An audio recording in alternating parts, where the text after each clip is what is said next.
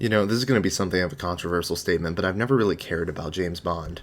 I've never read a book or watched a movie or really had any engagement outside of GoldenEye way back in the day. But 007 First Light really made me care about James Bond and his supporting cast, and might be one of the best games I've played this year. Welcome back to All in Review. Today we're talking about 007 First Light.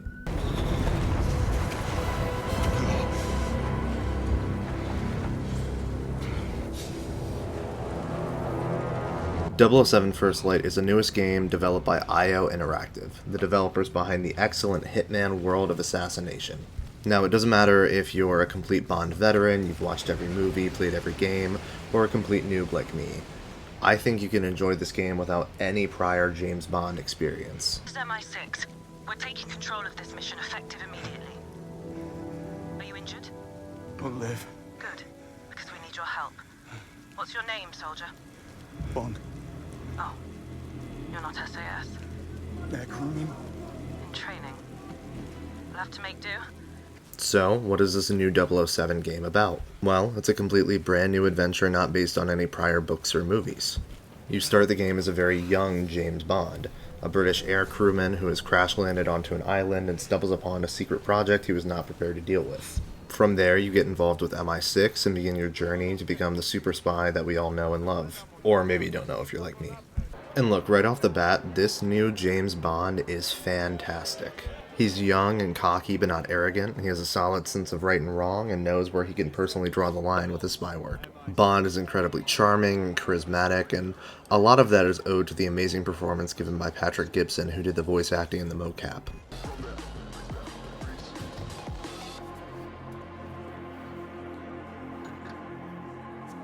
The epiphylium oxypetalum only blossoms at night. That's an interesting pickup line. Sorry. Thought you were someone else. Hey, how can you be so sure I'm not the one you want, yeah? We only just met. What the hell do you think you're doing? Leaving. Excuse me. Oi! I'm not finished with you! Leave it, Gav! Leave it! Come on, let's buy me a drink. You're not alone on this journey, however. The surrounding cast of characters helping Bond is also very strong. Special shoutouts to Moneypenny and Greenway. The story itself is really great too. It's exactly the type of globe-trotting adventure you'd want for a James Bond game. There's just the right amount of intrigue and suspense and some great twists and surprises. The ending comes on just a bit too quickly for my taste, but overall it's a great story. Honestly, probably the best we've gotten this year. MI6 has identified a leak from the Trade Ministry. We've narrowed our suspects to 3 secretaries, Rick Bolthorpe, Alice Weatherall, and Joshua Pike, all at the club this very evening. Your job is to identify the culprit. Bond, you'll be teaming up with Nash and Singh to focus on Pike. But what's the gameplay like? Well, here's where you really feel the IO Interactive DNA come through. The gameplay, at its core, feels like a welcome expansion on the Hitman gameplay loop you either know and love, or maybe you don't. Principles.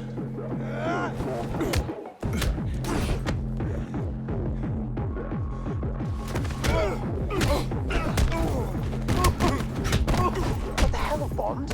You fighting? Yeah, sorry. Be quick. One more. Let her alone.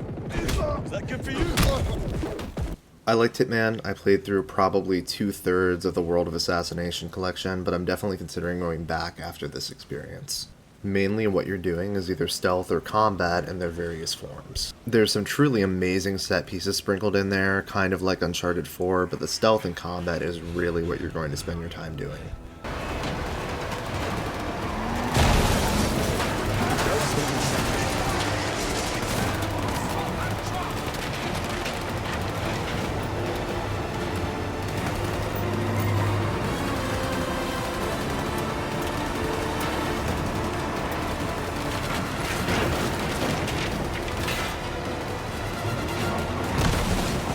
Thankfully, both are mostly really strong in this game.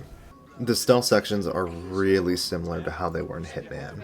They start in a more open, social stealth setting where you're gathering intel, plotting your route, and getting the necessary tools to execute your plan, until the area narrows into more closed-off environments where you need to covertly take out enemies.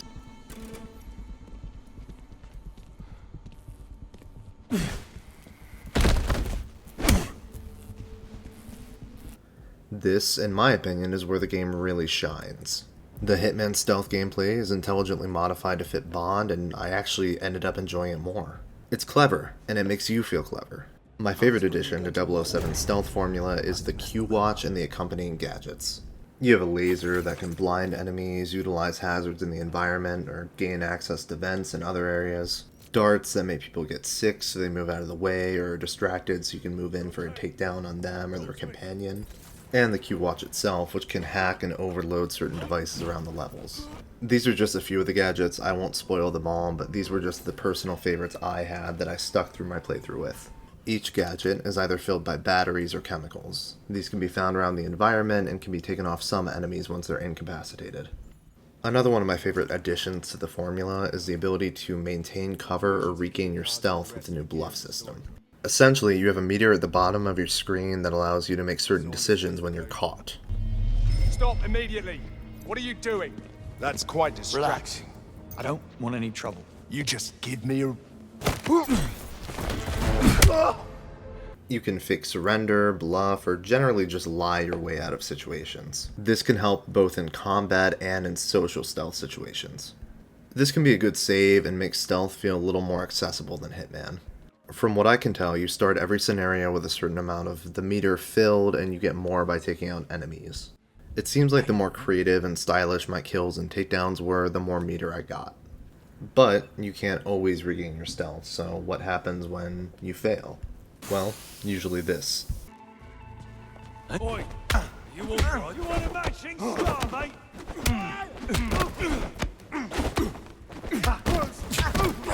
You're a dead man.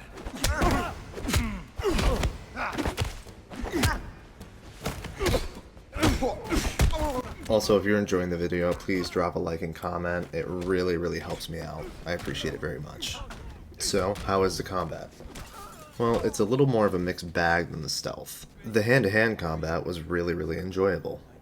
Sometimes I'd blow a stealth section, but be able to take out all the enemies in a room with melee and be able to go back to covert takedowns. You have to plan to react based on whatever enemy you're facing. Some will only try to hit you so you can focus on just countering and attacking. Others will try to grab you, which you can't counter and you'll have to dodge. Some just have a really high guard that you have to counter by grabbing them. The actual gunplay is where things get a little more complicated.